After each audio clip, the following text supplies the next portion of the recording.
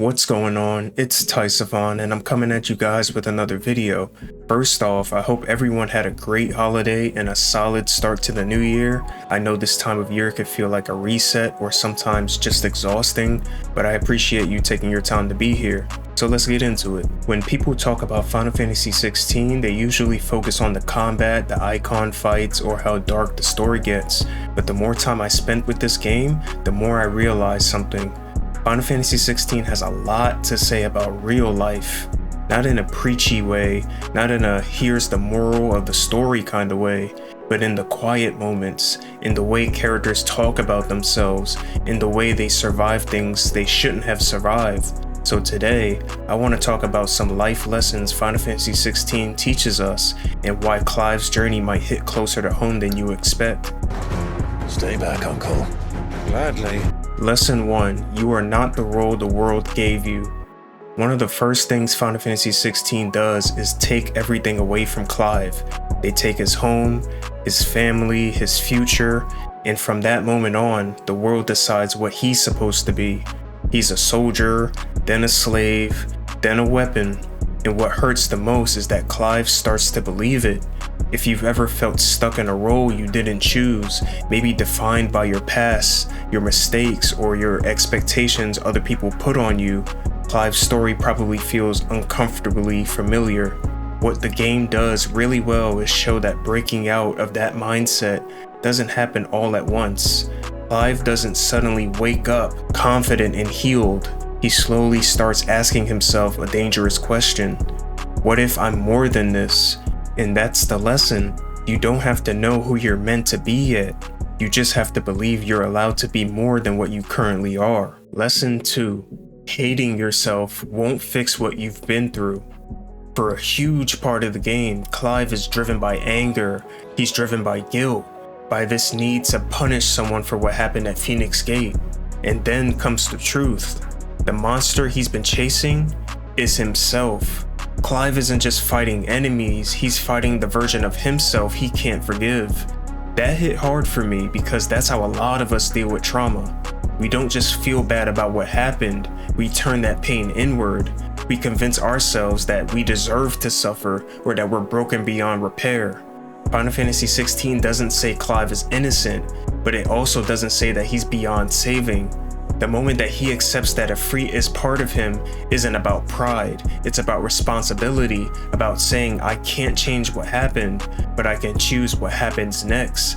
And honestly, that's such a powerful message in my opinion. You can acknowledge your flaws without letting them define your entire life. Lesson 3. Just because the system feels normal doesn't mean it's right. Celestia is brutal. And the scariest part is how casual the brutality feels. Bearers are enslaved, dominants are used like weapons, and most people just accept it. Not because they're evil, but because it's normal. That's what makes Cid such an important character. He could have lived comfortably. He had the power, status, and respect, but instead he looks at the world and says, nah, this is wrong. Cid reminds us that you don't need to be perfect to stand up for something better. You just need to care enough to stop looking away. And that's the lesson we can learn from this. You might not be able to fix everything, but you always get to choose what you support and what you refuse to accept. Cid refused to accept the enslavement of bearers and the weaponization of the dominants. Lesson 4. Choosing freedom is terrifying, but staying trapped costs you more. One thing Final Fantasy XVI never lies about is what freedom actually feels like. It's not empowering and it's not like a clean break. It's a lot of fear, it's a lot of doubt, it's wondering if you're making a mistake. The world of Celestia runs on control. Bearers are branded, dominants are owned, and people are taught from birth not to question it. Safety comes from obedience, survival comes from staying in line. And a lot of characters know this, that's why they stay quiet. Jill's story really drives this home. For most of her life, she's not allowed to choose anything, not where she goes, not how she fights, not even who she's supposed to be. She survives by staying small, by doing what she's told, by not rocking the boat. And here's the uncomfortable truth, that strategy actually works, at least for a while, but the game shows us the cost of that kind of survival. Jill isn't free, she's just enduring. She's alive, but she's slowly disappearing. When she finally decides to act on her own terms, it isn't framed as some big heroic moment. She's scared and she hesitates. She knows that there's going to be consequences for her actions, and she does it anyway. Final Fantasy XVI makes an important point here. Freedom doesn't show up when you're ready for it. It shows up when you're tired of being trapped. Because in real life, choosing yourself is often the scariest option. Leaving a situation that's familiar, even if it's hurting you, can feel riskier than staying. Staying means you know what tomorrow looks like. Freedom means that you don't. But the game argues something powerful. Staying trapped doesn't protect you, it just delays the damage. Clive, Jill, and the people in the hideaway don't fight because they think freedom will be easy. They fight because living without it slowly takes pieces away from them. And sometimes choosing freedom isn't about chasing happiness. Sometimes it's about refusing to disappear. Lesson 5. You were never meant to carry everything alone. One thing Final Fantasy XVI does really quietly, but really powerfully, is push back against the idea that strength means doing everything yourself. Clive is strong in every way that matters, physically, emotionally, mentally, and yet every time he tries to shoulder the world alone, it nearly destroys him.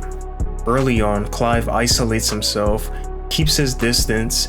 He believes that if he lets people get close, they'll get hurt. Or worse, they'll see parts of him he doesn't want anyone to see. And honestly, that's relatable.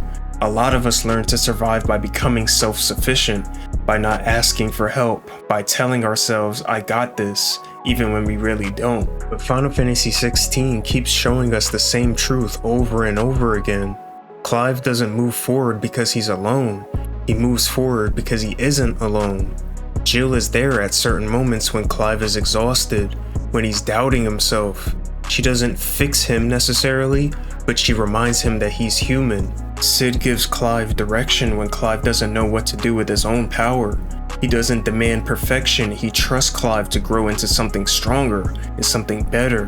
Torgal, maybe more than anyone, represents unconditional presence and unconditional love. No judgment, no expectations, just loyalty, just comfort. Sometimes that's all someone needs to keep going. And then there's the hideaway.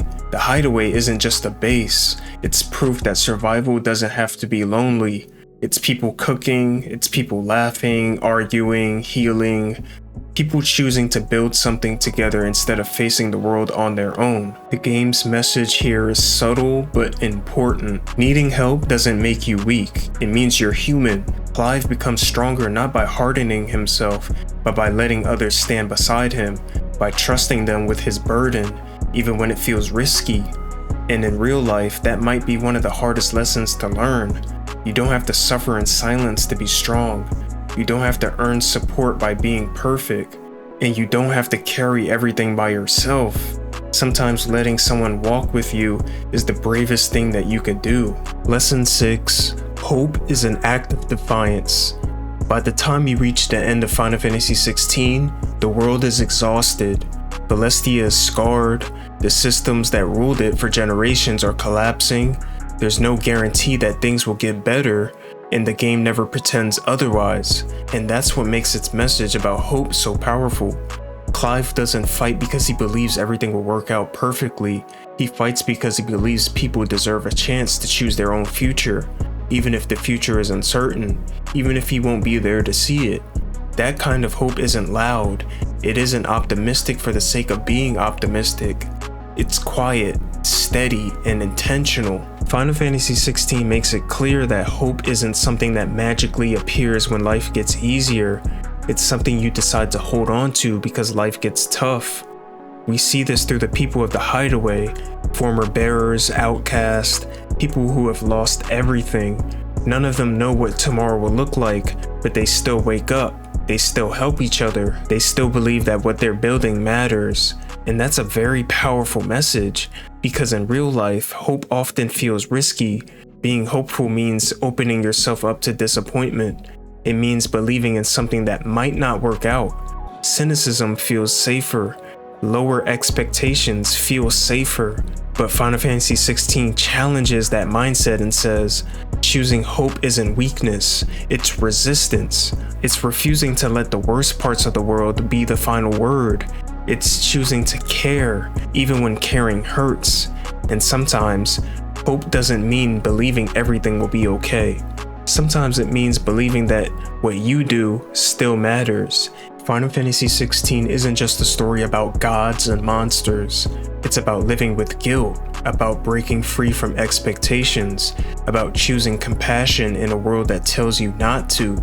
And if there's one thing this game made me feel, it's this: you're allowed to grow, you're allowed to change, and you're allowed to want something better for yourself and for the world around you. If you made it this far, I just want to say thank you for watching the video. If any of these lessons connected with you, I'd love to know which ones hit the hardest, and if this video helped you reflect even a little, then it did exactly what I hope it would. As usual, if you liked the video, hit the like button. If you want to keep up with more of my videos, hit the subscribe button. This has been Taisophon, and I'm out, people. Later.